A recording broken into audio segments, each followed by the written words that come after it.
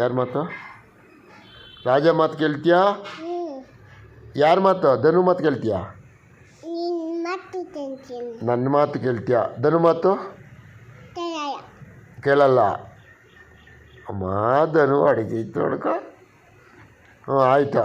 ಇವಾಗ ನೀನು ಬೂವ ತಿಂತೀಯಾ, ಅನ್ನ ತಿಂತೀಯಾ, ಚಾಕ್ಲೇಟ್ ತಿಂತೀಯಾ? ಬೂವ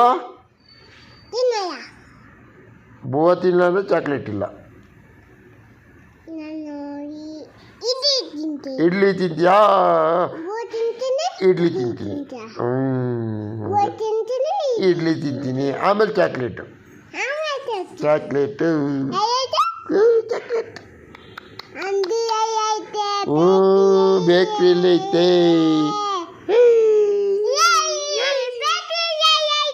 ಚಾಕ್ಲೇಟು ಎಲ್ಲೈತೆ? ಬೇಕ್ರಿಯಲ್ಲಿ ಐತೆ ಚಾಕ್ಲೇಟು. ನಂಗೆ ಕೊಡಲ್ಲ. ಅಲ್ಲಿ ನೋಡ, ನಂಗೆ ಕೊಡಲ್ಲ.